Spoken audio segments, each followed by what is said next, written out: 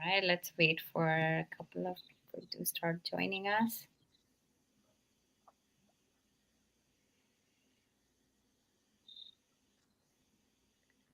Awesome. Welcome to MBA Beyond Coffee Session with us. We have two amazing speakers, but wait until I introduce you to them. We are happy to address all the questions that you might have as we go along the presentation.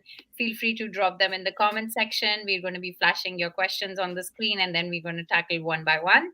Uh, most of the questions we'll tackle towards the end, so let's hold on until we address all the questions for you all.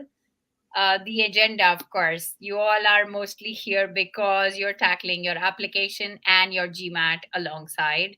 And that's also the right approach. And you have questions around how should you be doing that. There's an elephant in the room because you normally think that we have to take our GMAT first and then start preparing for our application. And by then you barely have a few days at hand and you're rushing through all your applications, and that's not the right approach, at least not what MBA and Beyond believes in. So the agenda for today is going to be what steps of the application process can you already tackle before knowing your GMAT score? What are the key elements of the brainstorming process needed to build a successful application? The chicken and egg dilemma: is your GMAT score defining the schools you want to apply, or do you need to plan your GMAT preparation based on your preferred schools? Does giving GMAT multiple times impact your application? Roadmap to strengthen your applications while preparing for your GMAT. So we're going to tackle all these questions and any more questions that you may have beyond this. Let me introduce our speakers to you. Our first speaker is Kirtana.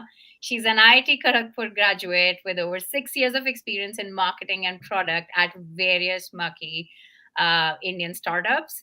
During her application process, Kirtana received multiple admits from top schools like Ross, Darden, and Fuqua. She's an incoming full-time MBA student to the Duke University Fuqua School of Business with 50% scholarship and was adjusted a Forte Fellow. We have Oriana with us. Oriana is an MBA candidate right now. She's just graduating this weekend, so that's what we just learned from her. And she's completing her education. She completed her education from Bocconi University in Milan. She started her career in a top strategic consulting firm. She's going back to consulting. And of course, she's pitched to millions of 500 Fortune 500 companies, and she's really good with storytelling. During her experience in consulting, Oriana has worked with international teams in different countries, including in different industries, including banking, insurance, and consumer goods. Oriana has been a reference point in her consulting firm in coaching new candidates and helping colleagues in approaching their application process for business schools. And she joined MBA and Beyond to help MBA aspirants across the globe to succeed in their goals. So, welcome, both of you. Over to you. The stage is yours.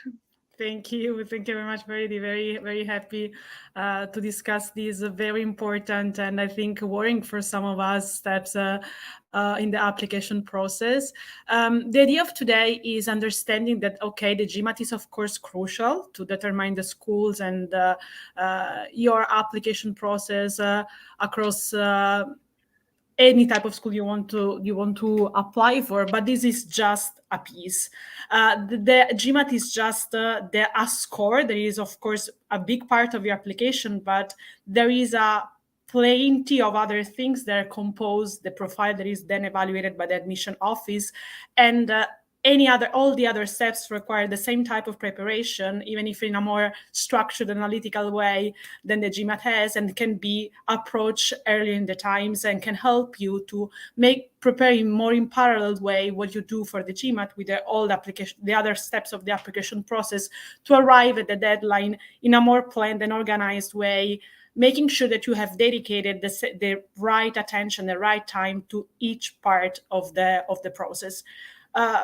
In practice, the only step that you are required to complete and the GMAT is necessary is submission. Anything else can be done before, can be done in parallel, and can be built in any other time that is not strictly related to your preparation for your GMAT score. The preparation of your essays, thinking about your story, it's something that requires time, but it's something that is very valuable as much as the GMAT score. So it's important to dedicate the same attention, the same amount of time, the same self-reflection, and the same work that you do on yourself while preparing your GMAT score. So it's something that sometimes is left at the end because all the attention is, I need to get prepared because I have a date for the test and it's going to be what determines my school. But there are many, many other steps that you can start very well in advance, and that you can you will need the support of other people. You will need the support of other people that have chose the school that you have done, to have tips on around what is the best course to put to achieve your goals. You will need the support for other people that may be doing your work in your dream works, your work of dreams, and getting inputs from them. So that these are complex elements that cannot be tackled in 1-2 weeks. It requires a lot of effort and a lot of thinking that should be started very, very well ahead.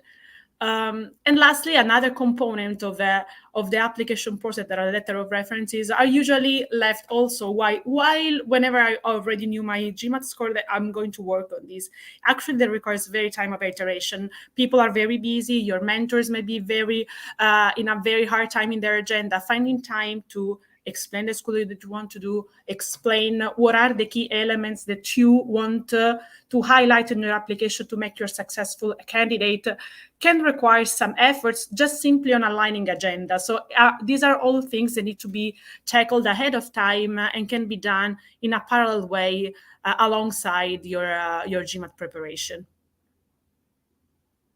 On this, maybe we can share a couple of, I think that they are like useful personal experience. Maybe I start sharing by one that is actually from this morning. We discussing with some friends that did have been doing the MBA, so practical cases and examples.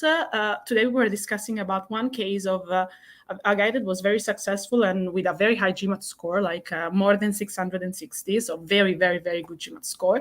And because of having like this such a good GMAT score, it was an application for an Ivy League school. The essay was like, yes, I mean, with such a good score, might say, yes, I'm going to work with this, but like, I'm not going to spend days and days, confront myself, do a lot of introspection, which are my the key element of my story. Since my score is so good, I'm sure that like I can dedicate less time on this. And the application didn't go through. Like even with such a good score, the application was not strong enough. The sales were not strong enough to make the profile compelling in a 360 degrees way. Next year, same GMAT score, a lot of work on the essay and change of attitude and approach in tackling him changed completely, and he got several offers. So this is just a very practical example on how both things are very important, but both things require time and can be done not necessarily one after the other. I don't know, Keitani, if you have any other like personal experiences that you want to share about it. Of course. I think Oriana's more or less covered everything, and I strongly resonate with whatever she said. My personal experience was I was parallelly juggling both GMAT preparation as well as my application side by side. While most of your mental bandwidth is going into GMAT preparation, where you got to put a lot of your mental, I would say, mind into it. There are a lot of functional aspects of your application which I feel you could do parallelly. Like think about resume preparation, as Oriana mentioned. LORs take a lot of time. Start reaching out to people. So what I've done during my time was, while I was putting a lot of my time into GMAT, parallelly I started writing down my entire story. What did I do for the last 25 years? Because at the end of the day, your essays, everything comes from that entire piece, right? So I started preparing all my documents in terms of things I've done, because that doesn't take a lot of time. It's just recollecting my past, both good and the bad, right? So it I was able to probably put 5 to 6 hours on my application on a daily on a weekly basis, and then most of my other time whenever I was free out of my work, I was preparing for GMAT parallelly. And I very strongly believe that you could handle both of them parallelly, because at the beginning you're putting a lot of time on GMAT, but once you're done with it, you could eventually move on to applications.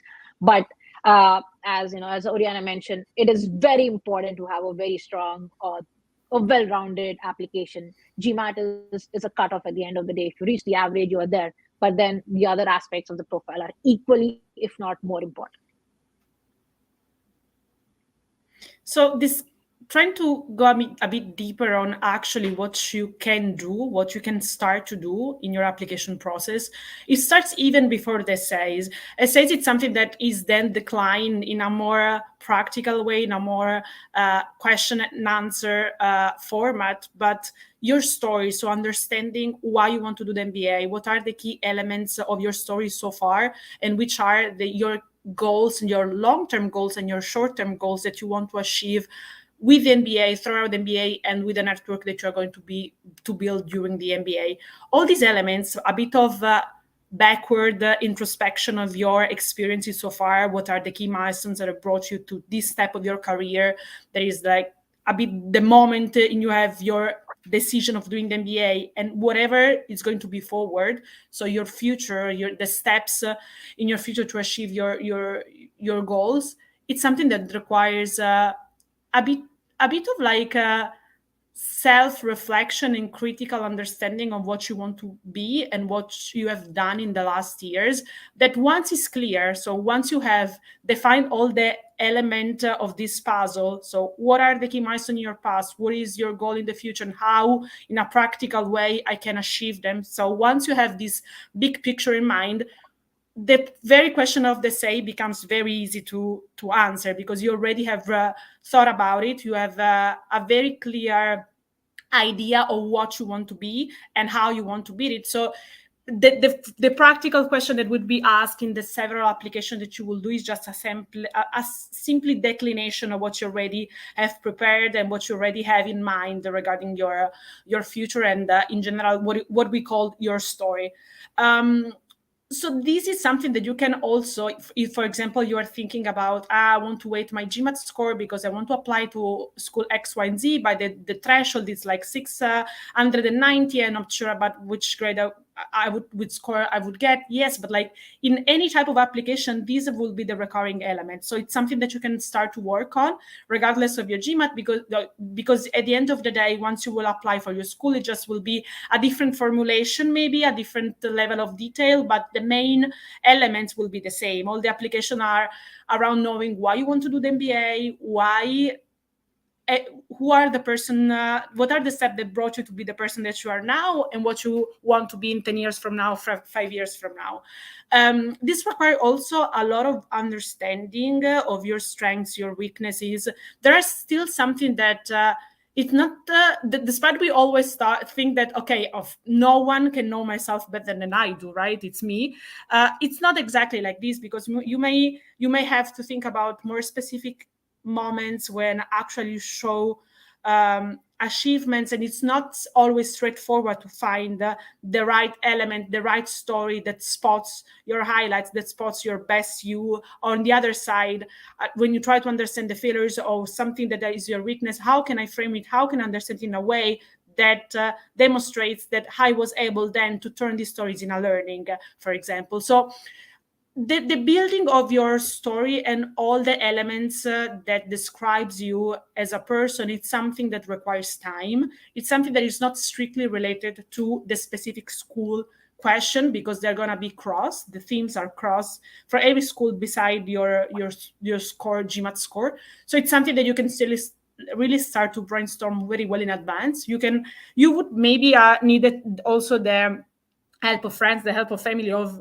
confronting yourself on, do you think that like this is actually one of my strengths, for example? Like these are type of self-reflection moments that require times, and that for sure do need to be tackled in parallel with your GMAT process.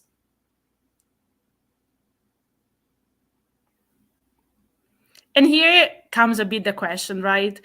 Do I need to wait for my GMAT to decide the school that I want to apply to? Or on the other side, I decide for myself my goal. So I know that I want to apply for these 3 schools. So my GMAT preparation should be planned accordingly. I think that in the end, like this is my personal take, and Christiana, please like give me also yours. I would never let a score decide the school for me.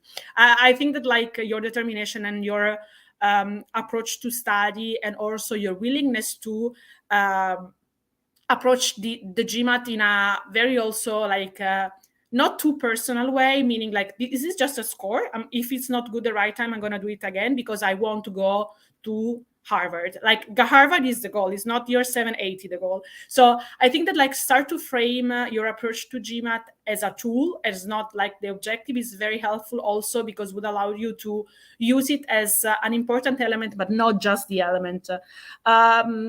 On this, it's also important to say that there are like, of course, it's important, but schools value your entire profile. There are many options. For example, the opportunity to write an extra essay, an extra question that in case you had a GMAT score that was not particularly high for the standards explains a bit more of you. It can give you a more detail about your personal and professional aspiration in general, the way you are, that can complement a slightly lower score, or can in general can uplift your application. So I think that like when aspirants, MBAs approach this dilemma, they should kick off this preparation very early in time for the GMAT, but then build your entire application alongside. So there is not actually the GMAT defining which school you want to apply. You have a story.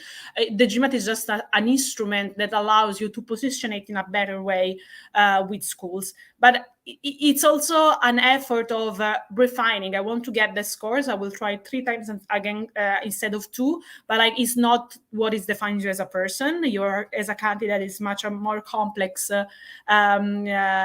identity figure that schools on the other side there are people judging your application. So the more you can express with your application story, with your essays, with your complementary essays, with your letter of reference, can provide you the same advantages of getting most likely like 5-10 more points on your GMAT score. So in this idea, you must think always the GMAT as an instrument, and you should be very well aware of what you want to be and to build your story based on that, and to use the GMAT really as a tool and don't let it like define everything else from you. Yep, I cannot agree more. Whatever Arina has just shared. So I can share my personal experience. I've given GMAT a total of 8 times. Because I simply did not want to compromise on my schools. And when I started preparing on my application, I had my sub 700 score. But I'll be very honest with you. When I actually approach people, telling them this is my GMAT score and I want to apply to Kellogg, Duke, and other top 10, top 15 schools, people are like, "Are you sure?" Yes, I mean, I would want to do that because for me, 3-digit score does not define my entire profile, right? I have so many other things which I feel, I could probably share. And then I had come up with an optional essay of, how could I combat my, I would say, less than average GMAT. I will never see any GMAT score is low. I'll just call it as less than average score. And then having that peace of mind where, I was going ahead with what I want has cleared up a lot of my mental bandwidth. And I was able to, in my last final attempt, I was able to finally get that 700 plus score.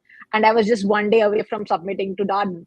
And then, the first thing I did was remove my additional, information question and then start submitting it. But do not let GMAT define the score, but also at the same time, hedge your bets. When you have an X score, be sure that you are applying to schools where you are at least you have a good chance of getting an admit, but also at the same time, do not let go of your dream school because you're only applying once, right? I mean, why do you want to compromise when you could give your maximum attempt possible? Yeah. Wow, thanks both of you for sharing that. There is a question I think we should tackle right now and not let Deepak wait until the end. So the question is, will some colleges be ready to accept a candidate without GMAT or GRE? I'm referring to the top colleges here. Do you want to tackle that? I can share first my experience, and it was something really common around 2 years ago, like last year, because of COVID.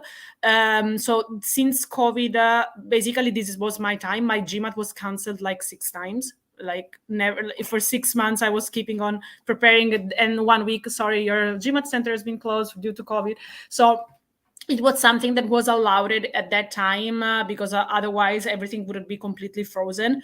Right now that there is also the option of taking GMAT online, I think that school would still require to have a GMAT at the moment of your submitting of application. There are some exceptions regarding some schools where they may let you upload everything else, but they would still require the GMAT before the deadline, before they close that round of application. So this is based on my experience. I don't know, kind of for other schools, if you have any other, Sure. yeah. Yeah. So some schools do offer GMAT waivers. Like, for instance, on top of my mind, I can think of Ross. I could also think of Darden and Fuqua, for example. So GMAT waiver comes with its own type of conditions. Like, do you have basically you got to write to school why you are requesting for a GMAT waiver. And having said that, there are a couple of candidates I personally know of, and also with MBA and Beyond they work with. They all have received admits with the GMAT waiver itself. Having said that, having a score is great, but if you don't have, you need to have a reason why you don't have a GMAT score, and you could always apply for GMAT waiver to some schools. Not every school is offering, but there are a couple of schools that do offer GMAT waiver. Yeah, so I think you've answered Deepak's question. Deepak, hope we've answered. Just to top that up, some of the schools, a lot of schools actually offered GMAT waiver last year, like Oriana mentioned. Why? This year, we don't know how many will. But yes, there are some. You can reach out to them, submit a GMAT waiver request letter, and see whether or not you are good enough to go ahead without GMAT. But yes, if you really are targeting top schools, taking the GMAT or GRE is definitely something that we would strongly recommend. Right? I'll just begin. I just shared my story. The answer is no. I've given GMAT the maximum attempts possible. GMAT, in fact, blocked me from booking another test. So you need to know that giving GMAT multiple times doesn't really impact your application, but at the same time, you got to talk about, you got to show some sort of improvement. It doesn't necessarily mean, for the 7 times you consistently getting the same score, and then on the 8th time you score dip down. You got to show some improvement, and in that case, schools tend to believe, okay, this person has showed perseverance, this person has showed diligence and discipline in terms of giving an exam and trying to get the maximum score possible. So not a lot of schools typically ask for how many times you've attempted, but even if they do not necessarily look at it in a very negative light. Having said that, every time you got to identify what went wrong in your exam. So if you are indeed giving your exam multiple times, identify your weak areas. What has gone wrong? Is it because of your trouble with some foundations, or are you not able to understand a couple of concepts, or it's simply because your appetite of giving an exam is not really that great? So identify your weak values, and I'm sure you would definitely show improvement. Having said that, nowadays, schools have also started accepting alternate examinations to GMAT, which is, like, for example, GRE is also right now in place. Currently, approximately, I think 30 to 35% of almost all schools are kind of like the admits have GRE scores over GMAT. So if you think GRE is working out well for you compared to GMAT, and this is the exam where you get a maximum score, attempt that. Schools don't have a preference for GMAT or GRE; they just have a preference for a very good score. So give an exam which you get the maximum at. Yeah. So there's a follow-up question to what we're talking about, Kirtana. And question is for you: when you attempted GMAT 8 times, did you actually think about taking GRE? And yes.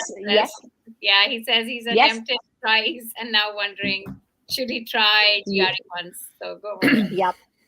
So after giving GMAT for 7 times, I came into this mind zone that let me attempt. I have 1 more attempt left. Let me just get done with it. If that's not, I have 5 more attempts of GRE. Let me also do that. If that doesn't work out, I have 3 attempts of EA. So I'll also do that. But I'll not give up on the schools which I want to apply to. So I did think of applying and giving GRE, but I was very lucky. On my 8 attempts, I got the score which I was looking for. So that's pretty much it. But having said that, give a mock of GRE, see where you stand, and if you feel you're very comfortable with the exam, definitely go with that over GMAT. That's fine.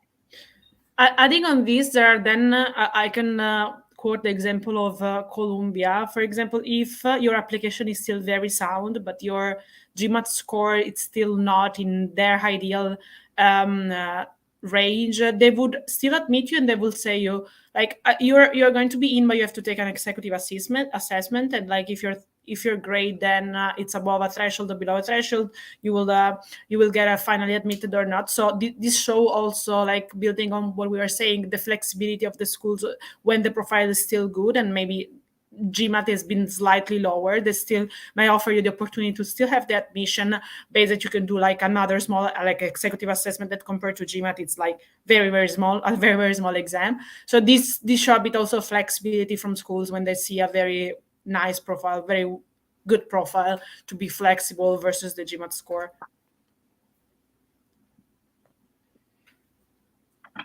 Great.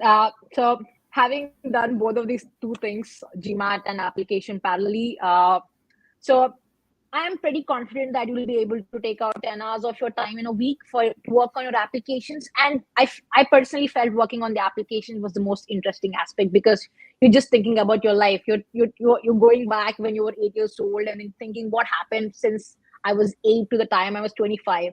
And you're writing down all the things, all the stories. You don't have to put a lot of mind into it. You just have to go back and it's a very nostalgic stuff. And then there are very functional aspects of your application, like resume, it's and LORs and the goals, which Oriana mentioned. These three things are more or less, I would say, 90% common across all the schools. And I'm sure if you work on these three things parallelly with your GMAT or GRE, whatever exam you're going to pick up, I would say 50% of your application is done. The other 50%, of course, revolves around your essays. But if you are done with, if you are parallelly working on your resumes and LORs along with your GMAT, I would say you're almost at 50% of your overall application preparation. And these two are things I feel you could do parallelly, because when I was doing it, I felt it was all right. I could manage both of them and try to wrap up your GMAT by end of July or first week of August, because you would need that 1 month of time at least, because most of the colleges they have their deadlines coming in from October first week, and if you're applying for Harvard and Stanford, then they typically have September early. So you need that 1 month of time to work on your essays. And essays, even though it's just like 100 200 words, it's gonna take a lot of time, primarily because you gotta figure out is the value that you want to show coming out well, is a story that you're talking about is actually representative of what you are as a person. So it's gonna take a lot of iterations. Do not play down the importance of essays whatsoever. Give yourself one entire full commitment on the essays, but the other aspects of the application you can definitely do it parallelly with GMAT.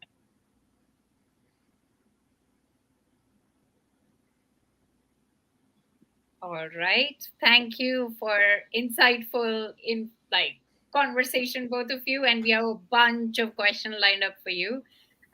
So before that, let me just explain to everybody, our viewers, if they're looking to work with MBA and Beyond.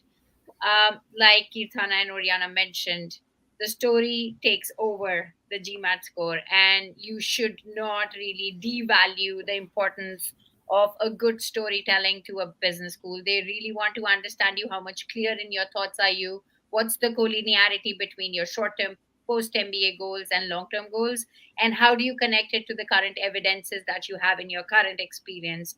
How are you going to project yourself as a global business leader who's going to tackle real world challenges across the globe? And all of that, MBA and Beyond is much valued. On an average, we spend 21 days just to understand you as a person and helping you identify your own story and your narrative to a business school before we jump on to working on your essays or even figuring out what are the best schools where you have the maximum potential of converting. So we're going to be sending out an email to you, and we have some limited profile evaluations slots, and we were not expecting that we're going to be flooded with profile evaluation. So we are limiting our slots, and we only work with limited applicants each cycle.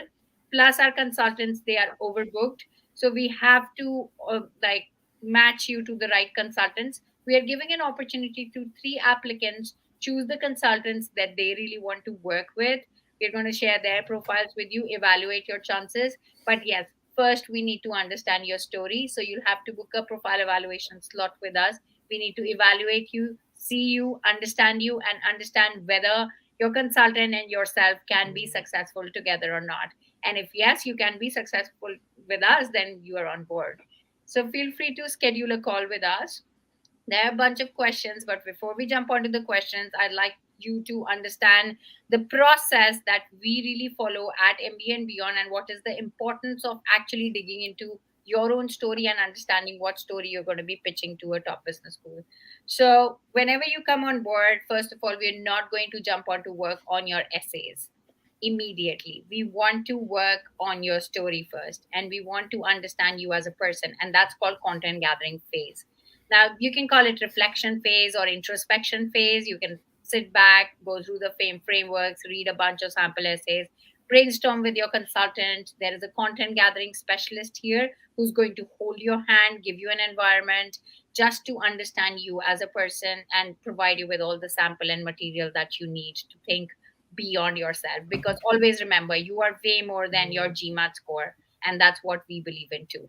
So, content gathering phase is going to be split into three sets for you. Set one will revolve around very high level questions around core and fundamentals of any business school, no matter what business school you're applying to. So, questions around why MBA, what are your post MBA goals, why should you go for a certain goal and not the other, why management consulting, why product management, how does it even relate to your current experience, what are the real world challenges that you really care about, how can you showcase impact and achievement in your profile. So these are going to be little snippets of your profile put together, of course, scattered on the table right now. But later, when you put them together, they're going to frame a big picture. So this is set one. You're going to be answering 12 main questions and 40 sub questions to get to a conclusion that this is what your overall story about yourself is. Then we move on to set two. So set one was just one dimensional. It is your thought process about yourself. And if we have to really do justice to your application, might I tell you, we can't do that if we don't understand you from a third person perspective. To understand you from a third person perspective, I'll also give an example why we do that. So we spend time with admissions directors of top 10 business schools every year. And one of the most common things that we've learned from them is that they have a knack of identifying self biases in your application. Now, when I say self biases, they can clearly see through when you're talking about your strengths, weaknesses, achievements, and failures. You will realize you have a lot of examples to support your strengths and achievements. But for your failures and weaknesses, you're kind of defensive and you don't want to really reveal the real self of yours. Just to, of course, because we are human and we're Homo sapiens and we tend to defend ourselves. So here if we have to do justice and remove these biases from your application, we have to understand you from another perspective, that is from your family and friends and all the colleagues that you work with. So we're going to ask you to choose three really important people in your life, one personal, one professional, and the third one could be either of them. We send them a questionnaire, collect some information on your experiences with them, their perspective about your strengths and weaknesses, and you'll be surprised the number of times you're going to go back to this content to make your application more heavy with respect to more meat to it when it comes to strengths, weaknesses, achievements, and failures. Some applicants are very clever and they utilize this opportunity to already ask their recommenders for the kind of content that they're going to be building for them, like what the kind of evidences that they're going to be using.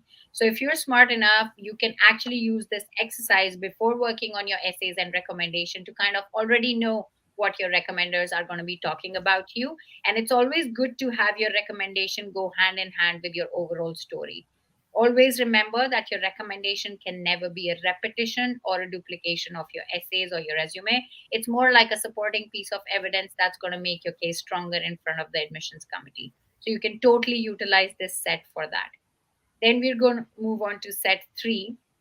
And you're nothing without your personality. Like we said, GMAT score is just a tick box. You are way more than that. So here we're going to put you through a personality test. And based on the results of the test, we're going to define the traits that become the backbone of your application.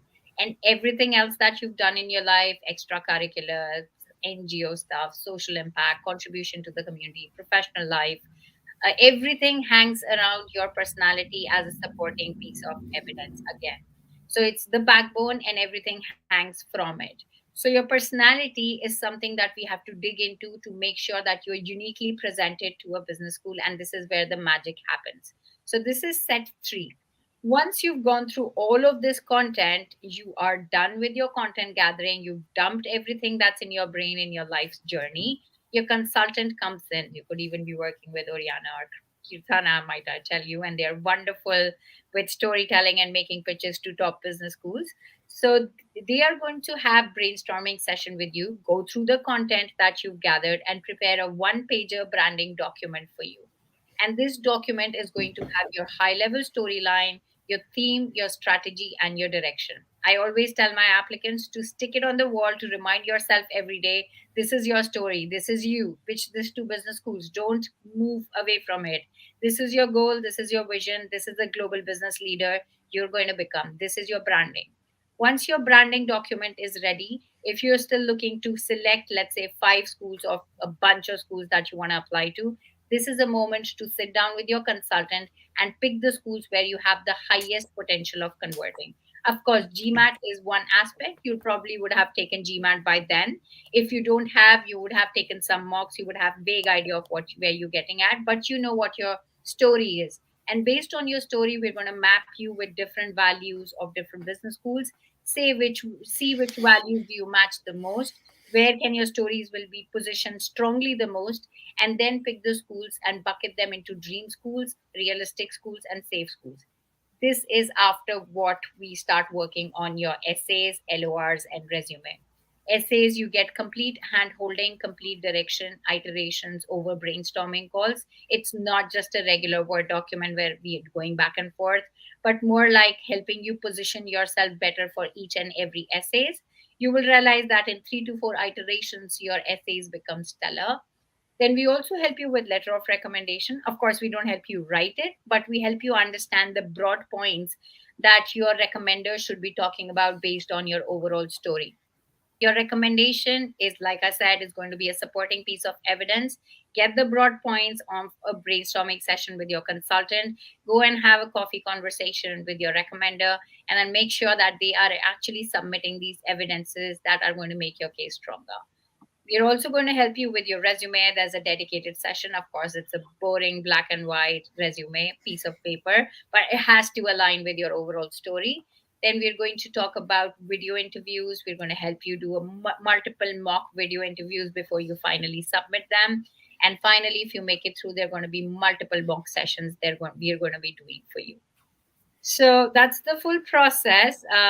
Feel free to schedule a session with us and let us evaluate you and put you through with the best matched consultant for you who can really make you successfully get through to the school that you're dreaming to get into this year. All right, we have a couple of questions again. So I'm going to go one by one. So Akanksha is asking, how important is it to connect with the alumni of the schools, and does it really help mentioning it in the application or interview process? Question to Oriana Kirtana. Yeah, I can take this one. It's very important, actually. Connecting in general, it's helpful for 2 reasons. The first one is that when you will write the essay on why you chose that specific school, you have something that is more personal to mention. It's something that is more experience related and not simply something that you may have read on the school website or on the coffee chat that they did with other hundreds of people. So it gets you a perspective that is more intimate. And for those who read this essay, they can relate that you do your sort of homework on effectively which are the key elements of the school, also going beyond what it's simply there in the market. So this is one element that is relevant. And on the other, I think is very much helpful also for you, meaning that can help you a bit refine which are your preferences in school, because the experience overall beyond just the academics is really relevant for the MBA, since it's very much building the network and very much building all the other experience that surround just the lecture side. I think it's very relevant also from you to understand if that school is actually the one that can help you achieve the goals that you already had in mind when you built your story. So it's twofold. From one side, like how to become more impressive, and on the other side, is this exactly the right school that would put me in 10 years from now where I want to be? And if it's yes, it's going to help you also on build that story that we were speaking about. You saw those long-term goals and your short-term goals and how to make them more impactful.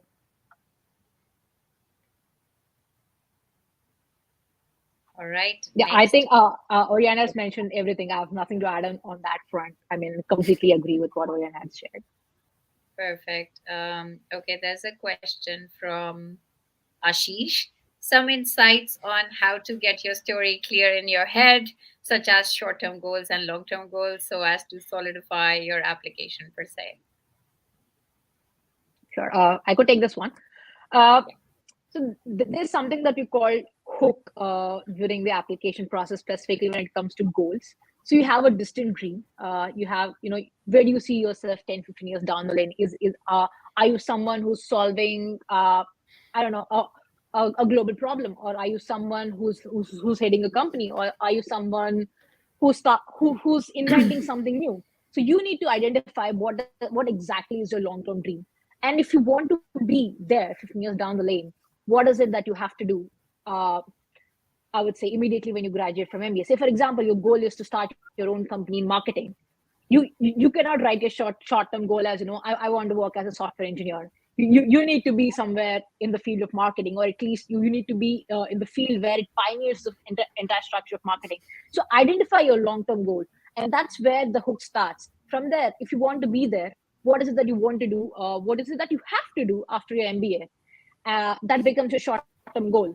And to get your short-term goal, what is it that you have to read, and what can the school provide you at the MBA? And that becomes, your reason to apply for the school, your reason to do an MBA.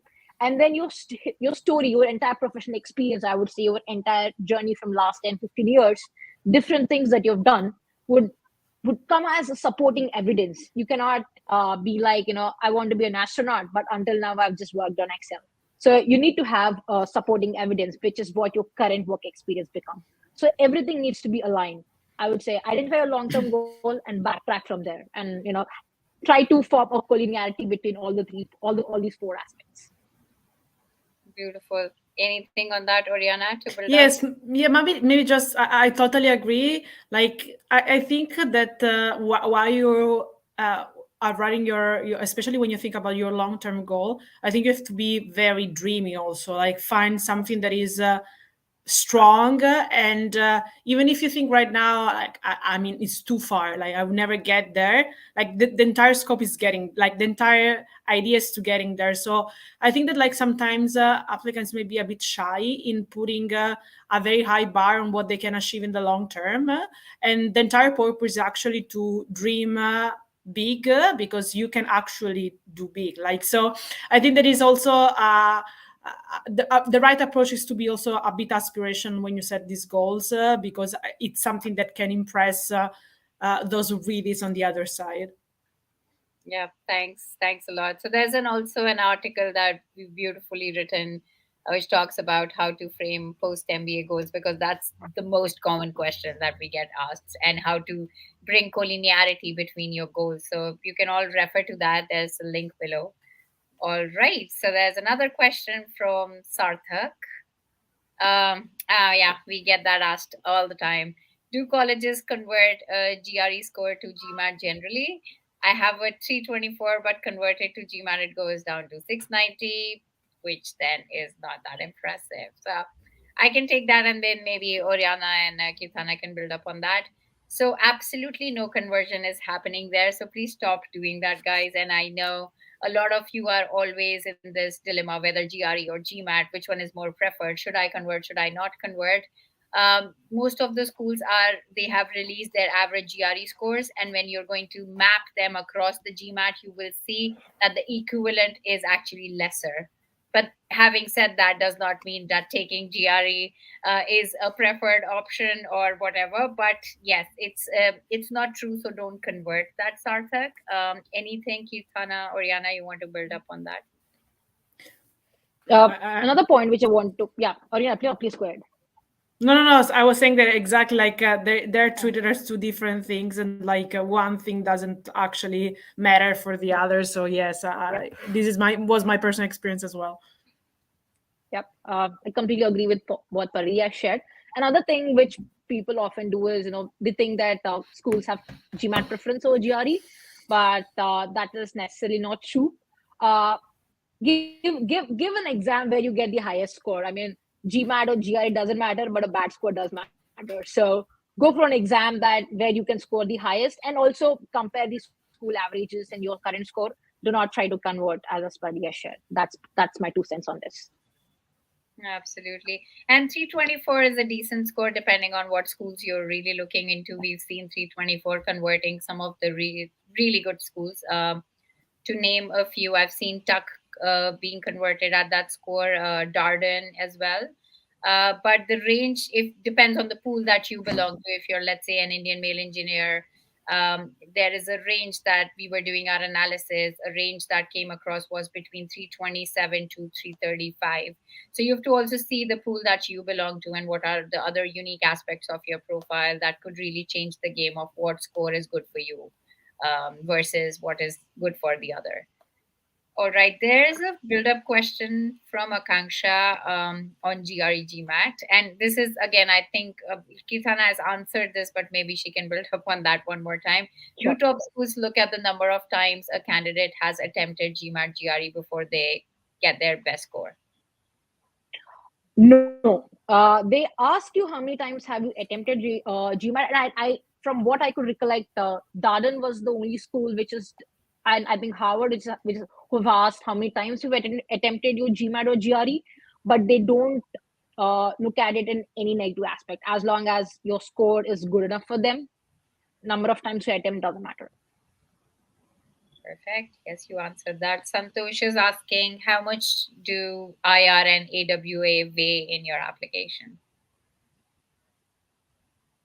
I don't know, to be honest, because Oriana, please go. Yeah, I mean, like they are not, of course, as relevant as the two main section of the GMAT. Like sometimes some schools define a minimum of IR, like you have to get at least a certain score.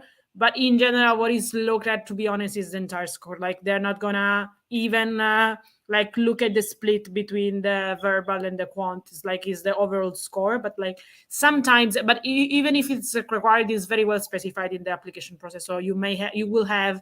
I remember in SEA they had something like this, like you have to get, like it's preferred to have this minimum of IR, but like in general, it's the overall score that is counted. Yeah. Just I'll give you an example. So we worked with an applicant last year. I mean, there have been so many, but one I specifically remember had a very good GMAT score, 770, but a very low, I think, AWA. But yeah, that didn't, of course, like you have something to show. You shouldn't brood over, okay, I don't have AWA, good AWA, good IR, whatever might have happened, because I think you would have taken the exam online or something and things might have gone south. But yes, it's not as big a deal as your overall score that Oriana just mentioned. All right, there is another question from Prashant, and this is an interesting one. So I wanted to flash this before any other. Given all the top B schools, especially M7, more or less, have similar placement records, what all other factors should go in selecting the schools apart from ranking? So maybe you both can share your own journeys a little, like how did you select schools? I can start.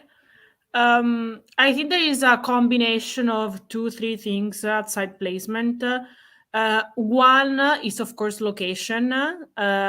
It's related to the market of interest, but also where that specific area in which the school is, it's related. For example, I think about Columbia. If you want to work in private equity, if you are interested in venture capital, there's not a better place where to do it. And the school is actually in New York. So if you have a lot of complementary other things that just by being in New York will be given. For example, if you want to have a coffee chat with a VP of a fund that you're interested in, it's very much easy to go and grab a coffee with him, like straight in the office, right? So it's very easy to build a network if you're interested in those kind of industries, being in the exact location. So this is applicable also if you want to do, if you want to go to the other coast because you're more interested in startups, in tech. So it's really the location. It's important if you already have clear in mind that you have a particular like industry goal, and it can help you to smooth entering in that industry. On the other side, there is also a bit, I think, of personal fit, and in general, like if you know some alumni, you know that maybe the culture related with the school, or like the approach that they have to academics versus other parts of the experience are related. I think, for example, like I think about two schools that are in Boston, which are MIT and Harvard. They have very much different experiences. Of course, Harvard, it's very like academically intense, and it has a lot of people have already something in their mind of they already want to what they want to do for also in terms of startups. So for example, they already arrive with an idea I want to develop during while I'm HBS and have everything planned. I have many friends at MIT where the approach is more like I discover myself is a very school focused on tech. I don't have any clear in mind yet, but I know that I have all the tools to understand what I want to do and build it. So it's a mix of location, of culture of the school, and also the type of courses that they do, and like by reading, I think that like reading about the schools, but actually speaking with people that are attending those schools will help you to fine tune your preferences. Yeah, and maybe like Kitana can help us decide why did she choose one over the other, even though having multiple admits from multiple schools. Like I'm sure there's a lot more thought going into it beyond placements for sure. Yep. I completely agree. I think Oriana has shared great points. Culture of the school really matters, because at the end of the day, you are the one who's spending $200,000. You need to be, you need to feel at home. And if that doesn't happen, then, because MBA is peer-to-peer learning, you need to have that sort of connect. You need to have that sort of belongingness. That plays a very important factor. The second important factor is definitely scholarship. I mean, if a school is offering you money to come join, then why would you not go? And then location, of course, yeah, it does. And schools have their own teaching style. Like for instance, Harvard is case study oriented, whereas MIT has a lot of I would say interlink with their MIT Media Lab and other innovation lab.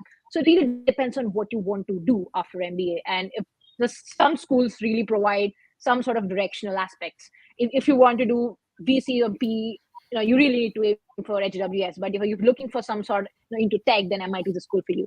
So every school is very unique in its own way, but most of it depends upon what you want to do after MBA and what you want to do during MBA. Absolutely. Thank you, both of you. There's one more question. It's a build-up of actually previous question that Ashish asked. Earlier, he asked about how to define goals and the collinearity and everything. Now he's asking, how do we communicate with relevant people in the industry with regards to having a better understanding of a particular program? So I'm assuming the question is more about how should you approach people. So any tips on that would be helpful. Sure. What I've done during my time was, once I know what I want to do after MBA, I've reached out to specific people from people in the same domain from those said schools. And my general approach was asking them how did the MBA, help them reach to the place where they are at. And specifically in that said school, was there any specific course that they found really helpful? Was there any sort of specific program that has really helped them to achieve their post MBA goals? So my approach was reach out to the people who are in the same domain and ask them these two specific questions. And from my experience, majority of them have given really insightful information. Yes, just building on these, like sometimes I also from my perspective, I've been like, I don't know, a bit shy saying like, oh my God, this guy's like is very senior.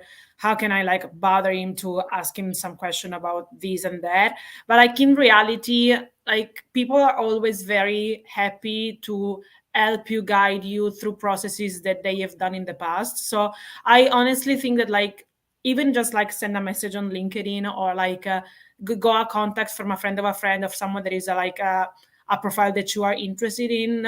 You shouldn't be like, you just jump on these without too many thoughts, because from this conversation always something very insightful, even if it's not MBA related, with the merge. I think that in general, also doing this like coffee chats, or if the university organizes like some conferences with alumni, could be a like nice icebreaker. So if you participate, schools organize it all the time, like speaking about specific maybe topic already on some industries, or in general on the school itself. And sometimes there are many alumni that go there just to tell about their experience, and this could be like a good connector to then reach out to the person that you have already listened something from, saying like, just to following up of what we heard during the conferences, I want to ask you some questions. Are you available for a quick call anytime? So like, this is like, schools offer these conferences and coffee chats all the time. They are a very good occasion to find the right people to contact afterwards. Perfect. Thanks a lot. So there's another build-up question from Sarthak again. Sarthak asked about the GRE T24 thingy. How will it translate into GMAT? So he's asking, following up on my previous question, what is the delta from the class average one should consider in score, example, GRE of 324, when coming from a highly overrepresented background, Indian IT male? So Kirtana, maybe any tips on that, or any idea? Sure. The straight answer is, there is no right answer for this, because Indians are definitely overrepresented. It's always safe to have your score above average. Having said that, if you have something very unique in your profile, that'll still help you stand out. So identify what are the different, how do you stand out amongst the pool of Indian applicants? While we are thousands and lakhs of people, we are still unique in our own ways. So if you're able to identify the stories which which would help you stand out, then I would say GRE, if as long as you are at average and a little above average, that should work. But again, story is very important. Yeah, just building upon and re-emphasizing that for you, Sarthak. I mean, we have seen applicants and worked with applicants even with scores as low as 680, 690 in GMAT, making two top schools like Kellogg, LBS with scholarships. So, yes, if you identify that story, how do you pitch yourself uniquely? 324 is good enough. But yes, if you don't see or recognize, or you are not able to express those unique aspects of your profile, then you may need to, of course, up your score a little and fall into the value where we have seen most of the applicants from that pool converting easily. So yeah, I hope that answers your question. All right, so this is a tricky one. I was waiting for like the end of the conversation to address this. I'm sure this can open, like we'll all have views on this. So Deepak is asking, given the current Ukraine-Russian war, what is the impact on the post-MBA career opportunities in Europe? How will you grade an MBA from Europe and USA? So it's completely, first over to you, and then I'll be happy to build up on that. Maybe Kirtan or Oriana, if you want. Yeah, this is a very tricky question. I think the right way to approaching it is that the MBA is an investment in the long term. So it doesn't really.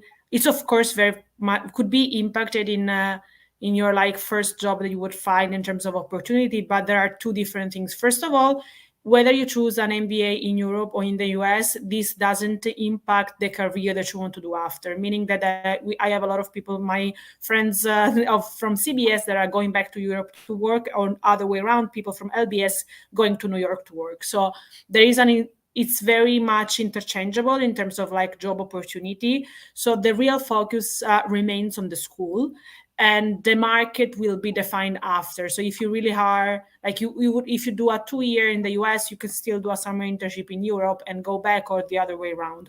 So I think that the approach, given that it's very hard to forecast what the externalities might be, should be still on the school that best fit for you.